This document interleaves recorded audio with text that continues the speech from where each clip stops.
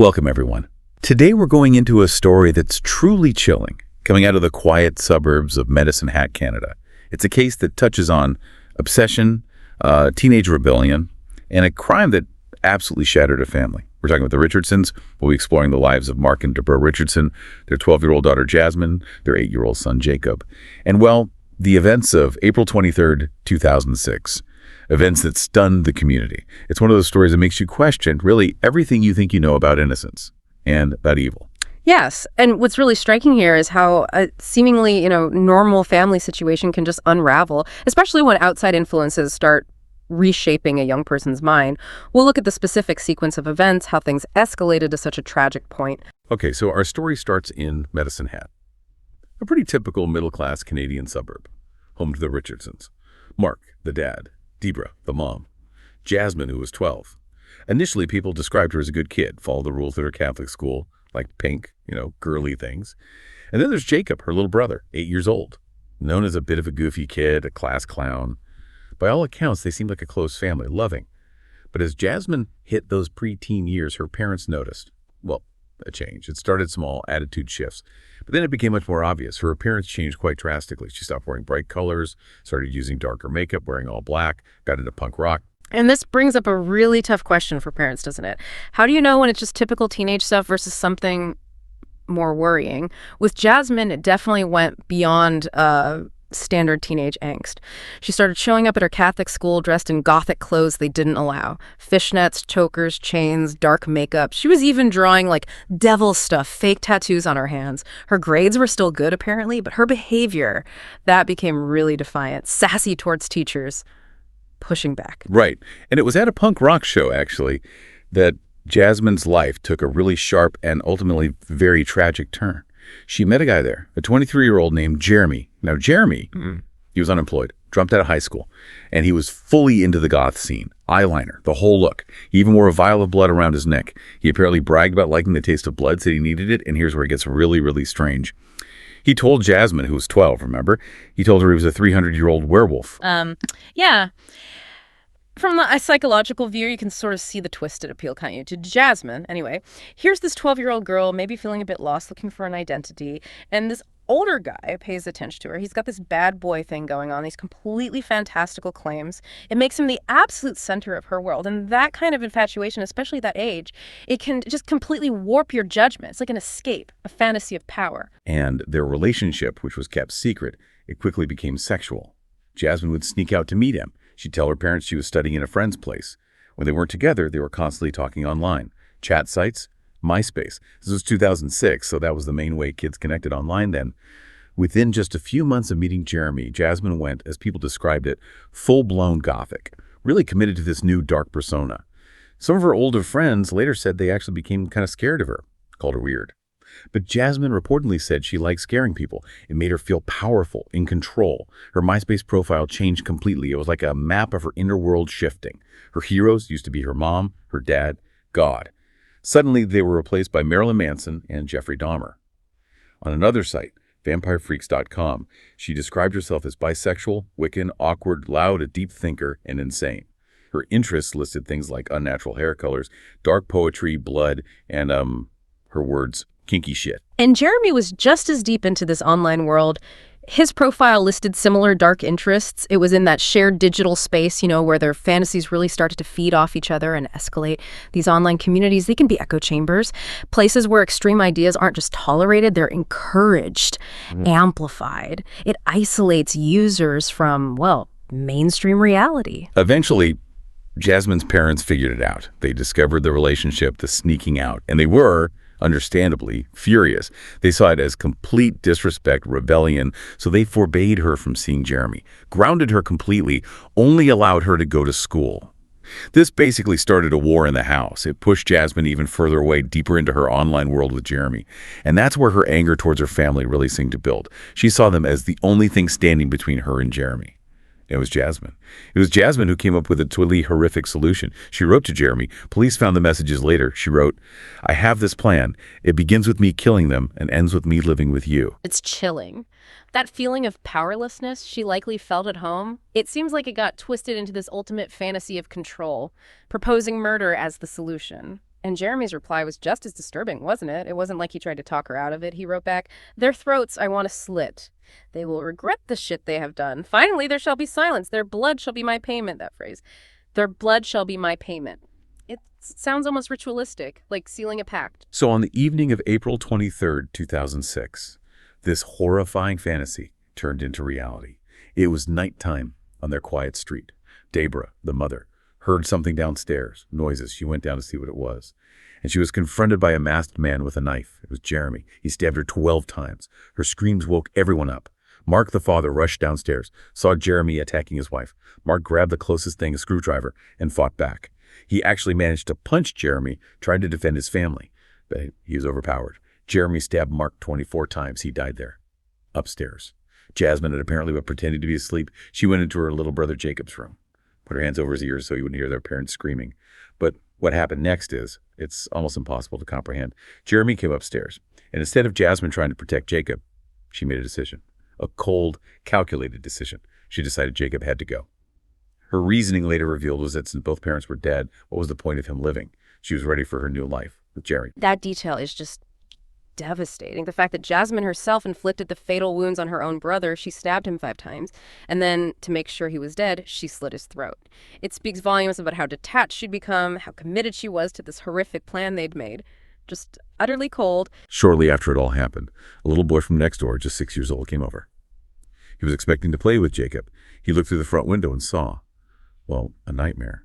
Blood everywhere, a body on the floor. He ran home screaming. His parents called the police. When the police arrived at the Richardson house, the scene was one of unimaginable horror. Blood was everywhere. At first they thought maybe, a robbery gone terribly wrong, but the sheer brutality, especially Jacob's severed throat, it suggested something much more personal. They saw a family photo, realized Jasmine wasn't there. Their initial thought was kidnapping. They issued an Amber Alert for her. But that changed very quickly. Investigators searched Jasmine's locker at school. Inside, they found a drawing, stick figures, a house on fire, 2 stick figures running away from it, and underneath, the caption, that discovery. It shifted everything.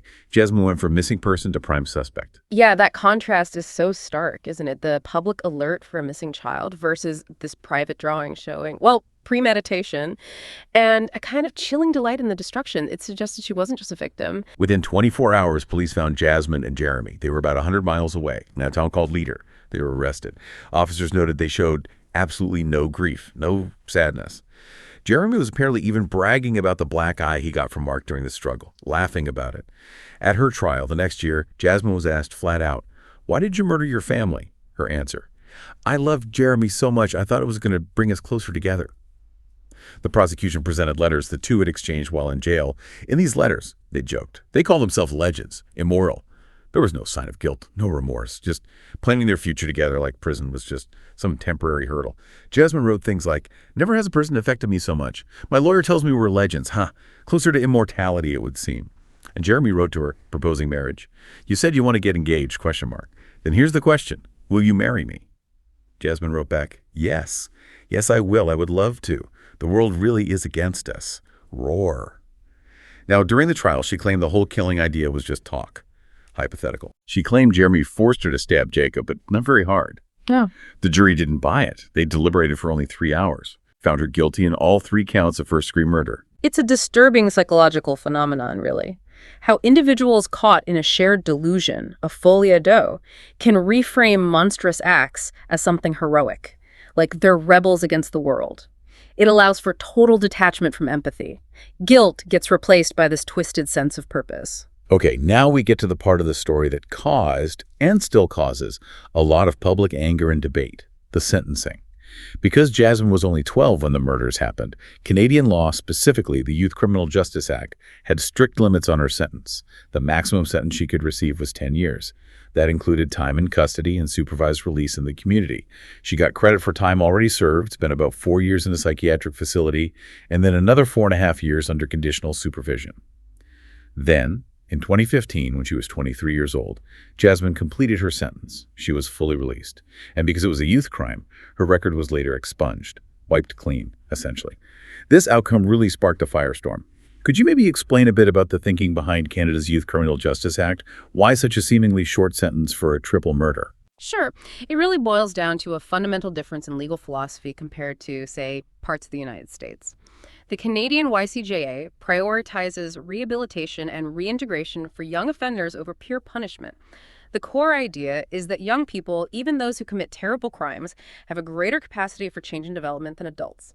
The sentence aims for accountability, yes, but proportionate to their age and maturity. So the focus is less on retribution for the act itself and more on assessing risk and promoting long-term change to prevent future harm. It's about trying to ensure they don't become a permanent danger.